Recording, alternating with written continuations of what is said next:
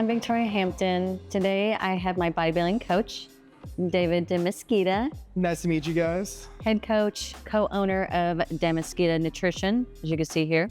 Today we're going to discuss why you should invest in a bodybuilding prep coach for in and off season leading up to the show. But first, let's hop back 2 hours ago when we did check-ins at his place. I was just looking because the shadow is kind of hitting that glute. Yeah, I know.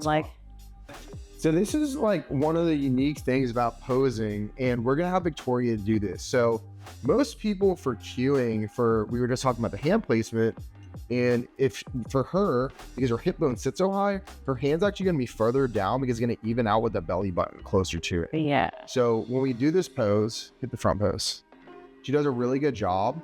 So her glute actually lifts up. So we want to see the glute from the front shot. We want to see the sweep, but we don't want any line. So you never want to flex the leg unless if it pulls out the sweep. Everyone's going to be slightly different there on the pose, and her hand makes her torso look smaller. So we have a pivot here to shrink the waist, show the glute, show the quad sweep. That's exactly what the judges want to see. Yes.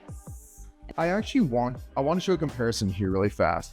So for wellness, one thing I have been preferring, and this is usually what we see Francielli or Issa doing, who are number 1 and number 2 in the world right now.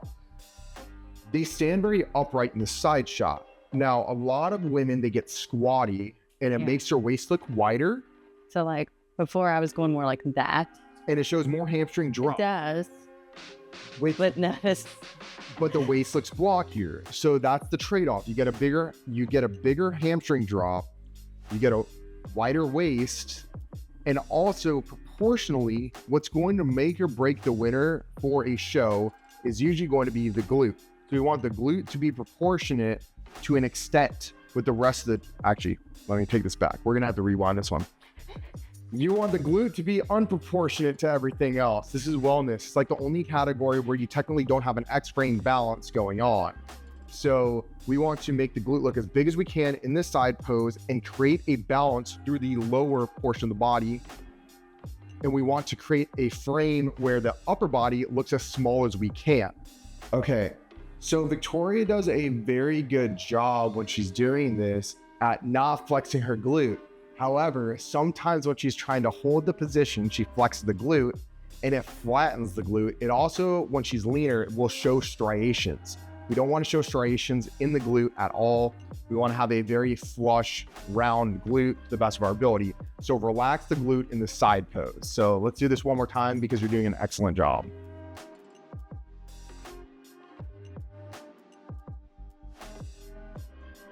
And now that we're done with check-ins, let's jump into reason number 1, you should hire a bodybuilding coach. Accountability.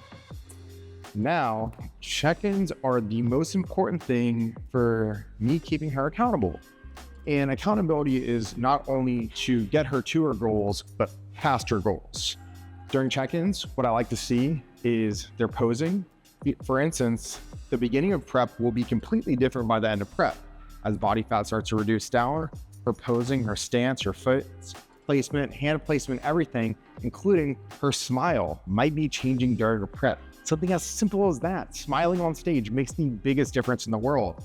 And that's one thing that I will say, hey, where's your smile this morning? Something as simple as that goes such a long way. So having a coach for accountability helps with you in check-ins when you're just not feeling that high energy, or you're just feeling low, or if you're just questioning, does my physique look like where it should be right now? Is this normal? And they'll let you know right away, like, hey, we need to pick up the pace, or hey, we're actually in a really good spot. We're way ahead. And so it's kind of like a team effort at the end of the day. Buddy system. Buddy. Reason number 2, expectations during prep from a coaching standpoint and an athlete standpoint. So for me, when I hire a coach, which I've had him for 2 years now, I think, like at least 2 years, my expectations are someone that's gonna push me to my limits, maybe past it, but in a safely manner, and helping me bring my best stage body with each prep that I do, each competition I do. And expectations from a coaching perspective is slightly different in the sense that, one, I expect check-ins to be in on time. And I also want as many details as they can give me during that prep to make sure I know what's going on. This could even be personal life stress that is going on. This could be, how well are you pooping today versus not? You know, every little variable matters to make sure that we're actually getting to stage and feeling as good as possible, because it's not easy to get the actual true competition lean. Number 3, expectations during competition, specifically during peak week and the day of the competition. So for my expectation, by then my brain is dead. So I need someone to help me basically think and tell me when to eat, what to eat, so that I can just focus on being on stage, posing, making sure that I'm bringing my presence to the stage. Expectations during peak week from a coaching perspective is, again, slightly different. What I mean is open line of communication. They have my cell phone number. They're going to be texting me check-ins sometimes multiple times a day. On top of that, I need them to be as relaxed as possible and sleeping as much as possible, which is crazy. I know most people aren't even sleeping going to stage, but it is extremely important. The number one variable that I see mess up someone's physique is not actually sleeping. So the more you can turn off your brain, which probably isn't functioning by that point, the better off you're going to be. Stress-free is a great way to live life, and that's what I am there for, or else I'm not doing my job. The other thing is, on the day of show, especially at a national show, not just a regional show, there is so much going on. There are sometimes upwards of 1,000 athletes on those stages, and you want to make sure that they know how to navigate, even if it's walking from one side of the stage to the other side of the stage, to make sure they don't miss their call out. So it was our, like, what was it? Last June. Yeah, it was Junior Nationals. We were back at the hotel room just doing check-ins before going there to actually do the like pre-show, morning show or whatever. And we started watching on Instagram, and we saw, like, wait a minute, they're starting to do wellness already. And we're like, yeah. So we rushed over there, and they're like calling my number last minute to get lined up. And they're like, otherwise you're not stepping on stage. I'm like, I'm here, I promise. So like his wife had to like try to oil me down really fast and everything. But I held it together on stage for the most part. Yeah, you were good. We kind of got there about 15 minutes before she was on stage. It was about as much time as you need to pump up. The recommendation that I have for every single competitor is be back there an hour before you think you're going to be on stage.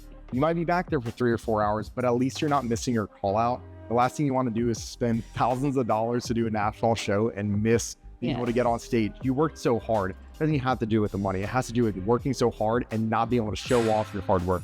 They were moving the show really fast, which is great, but my time management was a little off on that. Yeah.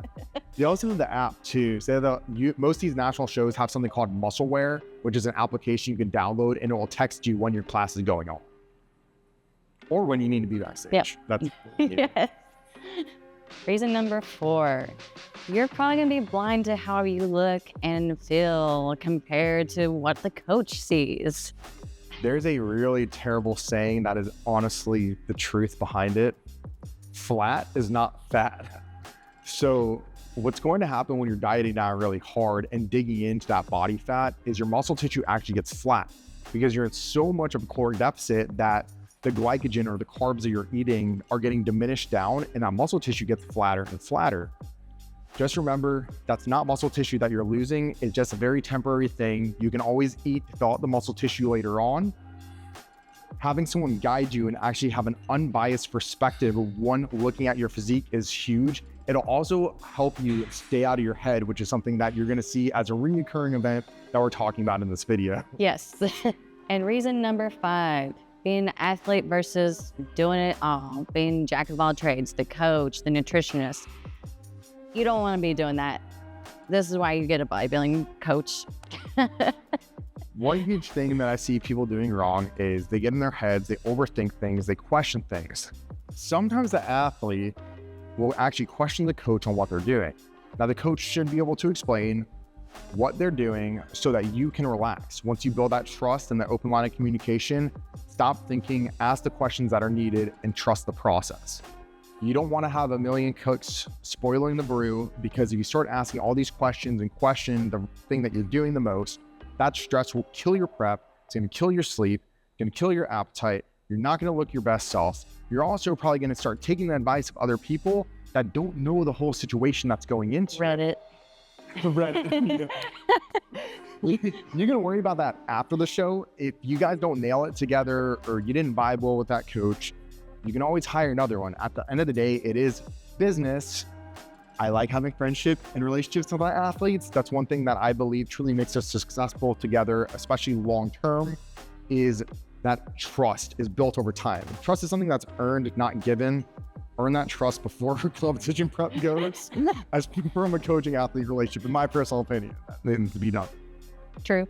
This is just the start to her series, getting ready for a national show, and a pro card is the end goal that we're shooting for.